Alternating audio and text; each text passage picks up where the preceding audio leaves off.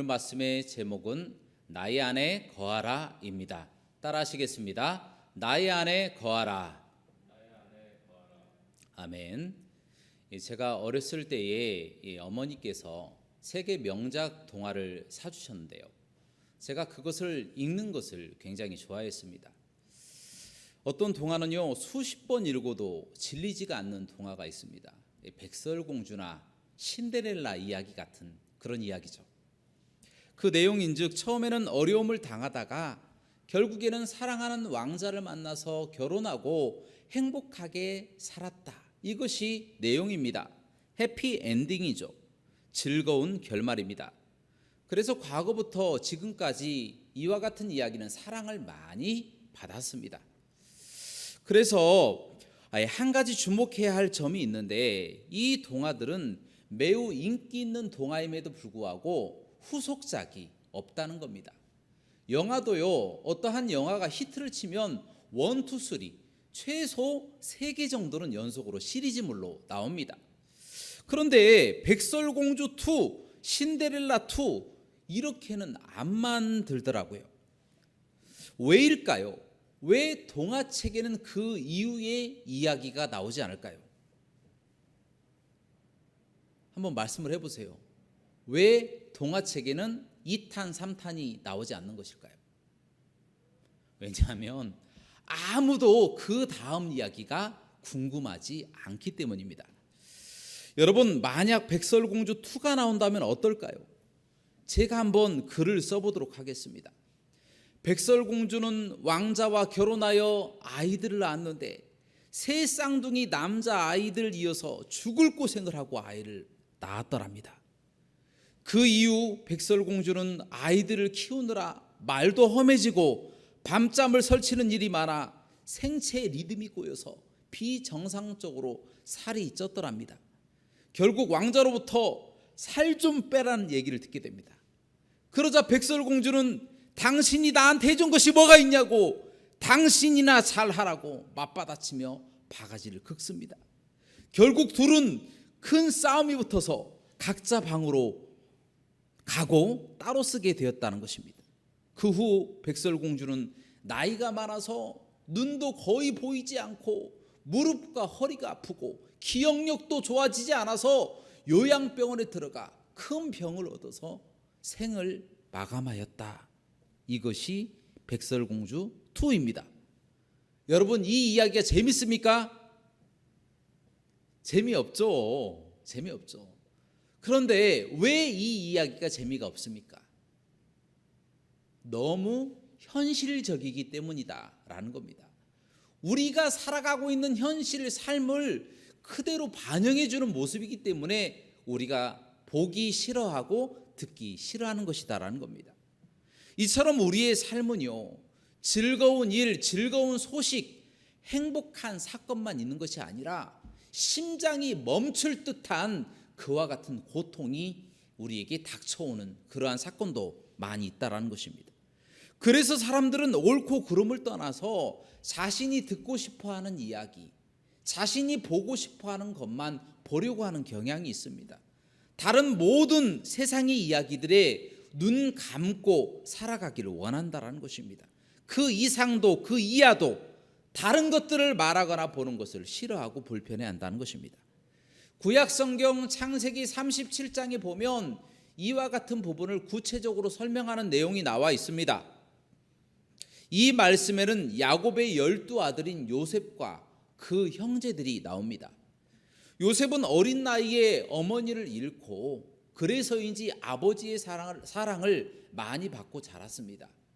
특별히 이 아버지는 이 요셉에게 채색 옷을 이 아들에게만 지어주면서 극진히 이 아들을 사랑하였습니다. 그런 이유로 다른 형제들에게 미움을 받게 됩니다. 그런데 요셉이 더 미움을 받은 사건이 나옵니다. 바로 꿈 때문입니다. 요셉이 어느 날 꿈을 꿨는데요, 형제 간에 형제들끼리 서로 이 곡식단을 묶는 일을 하였는데 갑자기 요셉이 묶었던 이 곡식단이 바로 세워지고 형제들이 묶었던 이 곡식단들이 요셉이 묶은 곡식단을 삥 하고 둘러서더니 엎드려 절하는 꿈을 꿨다라는 것입니다. 요셉은 그 꿈이 너무나도 신기하여서 형제들이 자기들을 미워한다는 사실도 모르고 적대심도 없이 자신의 꿈 얘기를 해버리고 말았습니다. 그 꿈 이야기를 듣고 형들은 크게 분개하여서 요셉을 혼내고 더 미워하기 시작하였습니다. 형제들의 입장에서 지금 차별대우 당하는 것도 억울한데 앞으로 미래에도 차별대우 당할 것 같은 이와 같은 꿈 이야기가 거북하였다라는 것입니다. 그래서 요셉을 형제들은 더 미워하였다라는 것입니다. 그런데 어느 날 요셉이 또 꿈을 꾸었는데 이제는 해와 달과 11별이 자기에게 절한 꿈을 꾸게 됩니다. 이번에도 너무나도 신기하니까 이제는 아버지와 어머니와 형제들이 다 있는 데서 자신의 꿈 얘기를 합니다. 그러자 이번에는 자신을 이뻐했던 이 아버지까지도 자신에게 호통을 치면서 아니 그렇다면 나와 너희 어머니와 너희 형제들이 다 너에게 절할 것 같냐? 라고 호통치면서 혼냈다라는 것입니다. 많이 혼난 거죠. 요셉은 자기가 꾸고 싶어서 꾼 꿈을 꾼 것이 아니라 하나님이 주신 꿈을 그냥 공유한 거예요. 그냥 이야기한 것뿐인데 형제들뿐만 아니라 아버지마저도 자기에게 모진 소리를 했다라는 것입니다. 억울한 거죠. 더군다나 형들로부터 더욱 심한 미움을 받고 이 꿈꾸는 자야, 다른 말로 이 미친 녀석아 라는 욕을 듣고 별명을 얻고 나중에는 형들로부터 더욱 미움을 받아서 붙잡혀서 애굽의 노예로 팔려버렸다라는 것입니다. 이 얼핏 보면 요셉은 오로지 하나님의 꿈 때문에, 다른 말로 하나님께 은혜를 받은 것 때문에, 하나님을 믿는 이 사실 하나 때문에 형들로부터 미움을 받고 노예로 팔려버렸다, 정말 이렇게 꼬여있다라고 표현할 수밖에 없다라는 겁니다. 우리가 흔히 생각하기를 하나님 믿어도 세상살이는 그렇게 녹록치 않다, 그렇게 많은 사람들이 이야기를 합니다. 그래서 세상 살 때는 조금 안 믿는 사람처럼 믿는 티를 내지 말고 살아가라, 그렇게 말하는 사람들도 많습니다. 요즘 세상 돌아가는 것 보면 정말 그런 것 같습니다. 단지 교회 다닌다는 이유만으로 세상 사람들로부터 온갖 비난을 당하고 핍박을 당하고 있기 때문입니다. 꼭 교회가 코로나의 온상인 것처럼 정부가 교회를 핍박합니다. 언론은 사실을 왜곡해서 어떻게 해서든지 교회를 욕을 먹이려고 노력을 하고 있습니다. 사회적으로 또 인간관계적으로 기독교인이라고 하는 이 사실 때문에 고통을 당하고 핍박을 당하고 있는 형국이 바로 지금 우리가 살아가고 있는 이 시대다라는 겁니다. 어찌 보면 꼭 요셉이 이유 없이 형제들에게 핍박당하는 것처럼 정말 억울하게 교회가 핍박당하고 있습니다. 아무리 헤어나오려고 올바른 변호를 해도 소용이 없어요. 마녀 사냥하듯이 교회를 잡아서, 교인들을 잡아서 핍박하려고 하는 이와 같은 섬찟한 말들이 곳곳에서 쏟아지고 있다는 것입니다. 그러한 점에 있어서 형들에게 억울함을 당하는 이 요셉의 심정, 그 심정이 더욱 이해가 가더라고요. 또한 우리 예수님께서 아무 죄도 없이 십자가에 못 박혀서 고초를 당하신 그 마음이 더욱더 절실하게 느껴지더라고요. 반면에 요셉의 형들의 행동은 어떻습니까? 요셉은 아버지께 이쁨을 많이 받았어요. 하지만 그 이유만으로 이 형들에게 미움을 받게 되죠. 그것도 부당한데 형들로부터 이 미친 녀석아, 이 꿈꾸는 녀석아 라는 비난을 받습니다. 또한 심지어 이 요셉은 자신의 형들에 의해서 애굽의 노예로 팔려버렸다라는 것입니다. 이 형들은요, 요셉의 옷을 찢고 피를 묻혀서 아버지 야곱에게 갖다 주면서 당신의 아들 요셉이 짐승에게 찢겨서 죽었다라고 거짓말을 하게 됩니다. 정말 이 사람들은요, 이렇게 하면 속이 시원할 줄 알았어요. 원수를 갚는 것인 줄 알았어요. 요셉만 없으면 마음이 후련해진 줄 알았어요. 또한 아버지로부터 요셉이 누려왔던 이 모든 혜택을 서로 나눠 가질 줄 알았습니다. 그러나 그 결과가 어떻게 됐습니까? 그것이 다 몽상이었어요. 꿈이었다라는 겁니다. 피 묻은 옷을 보고 집은 난리가 났습니다. 아버지는 죽을 듯이 울면서 요셉을 돌보지 않았다고 이 형제들을 책망하면서 자기 자식들을 원망하기 시작합니다. 평생토록 원망했습니다. 그 후로도 계속해서 요셉만을 마음에 묻고 늘 요셉을 생각하면서 웃음을 잃은 채 쓸쓸하게 살아갔다라는 것입니다. 요셉의 형제들의 계획이 수포로 돌아간 것입니다. 그때부터 그들의 마음속에는 늘 무거운 짐처럼 노예로 팔아버렸던 요셉에 대한 죄책감이 마음을 짓눌렀습니다. 또한 아버지의 마음을 썩게 했다라고 하는 이 죄책감 때문에 마음 편히 발을 쭉 펴고 그렇게 잠을 자고 쉴 수가 없었다라는 것입니다. 그들은 자신들의 계획, 그들의 꿈을 이루고 나면 모든 행복이 자기들에게 찾아올 줄 알았지만 이와 같은 꿈은 망상이었고 자신들의 욕망이었다라고 하는 사실을 깨닫는 것은 그리 오래 걸리지 않았다라는 것입니다. 이처럼 잘못된 꿈, 망상, 악한 계획은 반드시 실패합니다. 하나님이 놔두질 않아요. 잠깐은 성공인 듯처럼 보이지만 반드시 망하게 된다라는 겁니다. 좋은 차를 타고 가도요, 마음이 썩어갑니다. 좋은 방석에 앉아 있어도 가시방석 같아요. 집 안에, 금고 안에 보물을 잔뜩 쌓아놔도 마음이 불편하고 불안합니다. 또한 많은 힘과 권력을 가져도 누군가가 그 권력과 힘을 다 뺏어갈 것 같은 두려움에 휩싸입니다. 그리고 다 얻으면 뭐합니까? 병 걸리면 무슨 소용이 있습니까? 언제 병이 걸려서 죽을까? 그 걱정할 수밖에 없다라는 겁니다. 그런데도 불구하고 사람들은 이처럼 헛된 망상을 이루기 위해서 목리를 부리고 있다라는 것입니다. 땡깡 부리고 있습니다. 자기가 무엇인가 얻고자 하는 것을 추구하고자 악한 계획, 악한 꿈, 그것을 실행으로 옮기고 있다라는 것입니다. 애꿎은 요셉을 괴롭히듯이 하나님 믿는 사람들을 핍박하면서, 안타까운 일이죠. 후회할 짓을 하고 있는 것입니다. 이처럼 요셉과 요셉의 형들은 꿈이 다릅니다. 요셉은 하나님이 주신 꿈이지만 요셉의 형들의 꿈은 망상이요, 헛된 계획이요, 그들의 욕망이었다라는 것입니다. 그 결과 어떻게 됐습니까? 하나님의 꿈을 가진 요셉은 노예로 팔려간 모든 곳에서 인정함을 받습니다. 그가 보디발의 집에서도 인정받고, 물론 우여곡절은 있었어요. 하지만 그 이후에 감옥 안에 들어가서도 하나님께 인정받고 사람들에게 인정받았습니다. 또한 나중에는 왕에게도 인정함을 받아서 그 나라의 총리가 되었다는 것입니다. 지금으로 비하면 미국의 트럼프 대통령 같은 사람이 된 거예요. 반대로 헛된 욕심으로 요셉을 팔았던 그 형제들은 어떻게 되었습니까?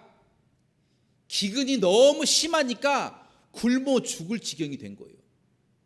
속된 말로 거지가 된 겁니다. 너무 배가 고파서 그 가나안 땅에서 수백 킬로미터 떨어져 있는 애굽까지 가서 다른 나라의 타국의 총리 앞에 고개를 조아리며 혹시라도 곡식을 팔지 않을까 두려워 떨면서 고개를 숙이고 있는 모습, 그 모습이 바로 헛된 꿈을 꾸는 사람들의 결과였다라는 겁니다. 바로 그들이 고개를 숙이고 있었던 그 총리가 누굽니까?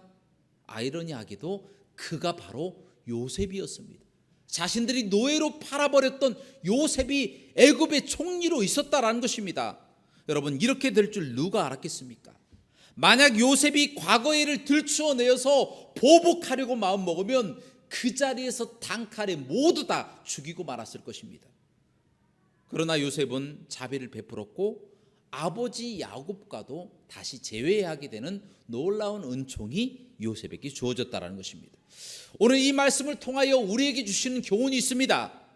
하나님의 꿈을 믿고 끝까지 참고 견디며 올바른 길로 나아가는 자에게는 필경 승리하게 되어진다는 것입니다. 하나님을 믿는 사람들에게는 이와 같은 축복이 주어지고 요셉처럼 승리하게 되지만, 반대로 자신의 욕심을 채우고자, 자신의 꿈을 이루고자, 자신의 욕망을 이루고자 달려가는 사람들의 결과는 바로 요셉의 형들처럼 타국에 가서 배가 고파서 이것 좀 제발 팔아주옵소서, 이것 좀 제발 먹을 수 있도록 도와주옵소서, 고개를 숙이는 거짓 신세가 될 수밖에 없다는 것입니다. 사랑하는 여러분, 비록 지금 우리가 사는 이 시대가 잠시 동안은 악이 승한 것 같고 악한 사람이 잘 되는 것 같고 이기는 것 같이 보입니다. 믿는 사람들의 삶이 녹록치 못하고 승리하지 못하고 망해가는 것처럼 보일 수도 있습니다. 하지만 하나님은 때가 되면 필격은 믿는 사람들의 꿈을 이루시고 요셉처럼 승리하게 하실 줄로 믿습니다. 그러므로 우리는 끝까지 하나님을 신뢰하고 우리에게 주신 천국 소망을 품고 견디며 살아가시는 저와 여러분들 되시기를 주님의 이름으로 축원합니다. 두 번째로, 그러면 우리가 이 땅에서 무엇인가, 욕심이라고 하죠. 소망을 품는 것, 가지고 싶은 어떠한 소망을 품는 것, 그것은 잘못된 것인가요? 라고 하는 질문을 할 수 있습니다. 그러니까 이 땅에서 무엇인가 갖고 싶은데, 무엇인가 되고 싶은데 라고 하는 꿈을 품는 것, 그것이 잘못된 것인가요? 라고 질문할 수가 있다는 것입니다. 단도직입적으로 말씀드립니다. 아닙니다.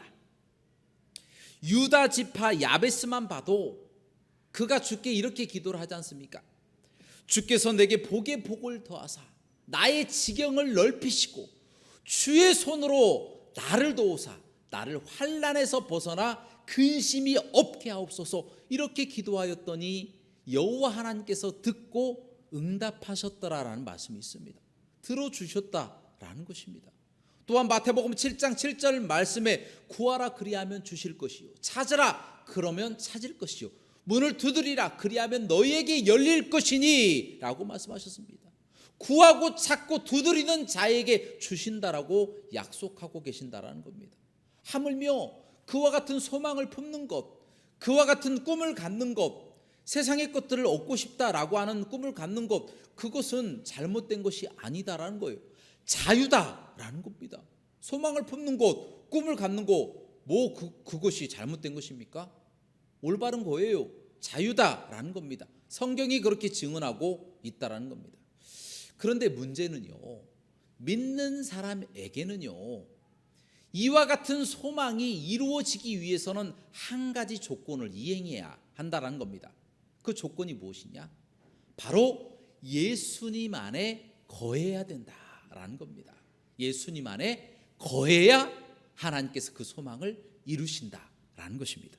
오늘 본문 말씀 요한복음 15장 5절부터 7절에서 예수님께서 무엇이라고 말씀하십니까? 나는 포도나무요 너희는 가지라. 그가 내 안에 내가 그 안에 거하면 사람이 열매를 많이 맺나니 나를 떠나서는 너희가 아무것도 할 수 없습니다. 너희가 내 안에 거하고 내 말이 너희 안에 거하면 무엇이든지 원하는 대로 구하라 그리하면 이루리라 라고 말씀하셨습니다. 예수님은 자신을 포도나무라고 말씀하시고 우리를 가지라고 말씀하십니다. 이 가지는요, 포도나무를 떠나서는 살 수도 없고 열매를 맺을 수도 없습니다. 마찬가지로 성도도요, 예수님을 떠나서는 열매를 맺을 수가 없습니다. 소원이 이루어질 수가 없어요. 마음의 소망이 결단코 응답되지 않는다라는 것입니다. 세상에 만족과 유익을 얻고자 예수님 없이 아무리 노력하고 힘을 다하고 최선을 다한다 할지라도 그 사람에게 얻어지는 결과는 열매 없는 그 상태, 열매 없는 모습, 결과가 없는 그 모습으로 귀결이 되게 될 수밖에 없다라는 겁니다. 하지만 하나님 안에 거하는 사람, 예수님 안에 거하는 사람은 그 예수님 안에 거하기만 해도 열매가 자동으로 가지를 통하여 맺혀지는 것처럼 그 소원이 이루어진다라는 것입니다. 여러분 예를 들면요, 어떤 사람이 열심히 공부해서 좋은 결과가 나왔습니다. 그 결과가 나온 이유가 기도를 많이 해서입니까? 아니면 공부를 열심히 해서입니까? 대답을 한번 해보시기 바랍니다. 어떤 사람이 열심히 공부해서 결과가 좋게 나왔어요. 그러면 그 사람이 공부를 열심히 해서입니까? 아니면 기도를 열심히 해서입니까? 말씀해 보세요. 둘 다 아닙니다. 바로 그가 주 안에 있기 때문에 잘된 것입니다. 주님 안에 있기 때문에 잘된 것이지, 그가 공부를 열심히 해서 기도를 열심히 해서 잘된 것이 아니다라는 겁니다. 반대로 어떤 사람이 열심히 공부를 했는데도 안 좋은 결과가 나왔어요. 그러면 기도가 부족해서 안 된 겁니까? 공부를 덜 해서 안 된 겁니까? 대답을 한번 해보세요. 제가 대답하겠습니다. 둘 다 아닙니다. 결과가 안 좋아도 주 안에 있으면 결과가 좋은 것이기 때문이에요. 주 안에 있으면 실패도 성공이 된다라는 거예요. 하나님 안에 있으면 모든 것이 합력하여 선을 이루기 때문이다라는 거예요. 하나님이 섭리하신다라는 거예요. 내가 무엇인가 욕심을 가지고 얻고자 열심히 기도하고 열심히 공부했다.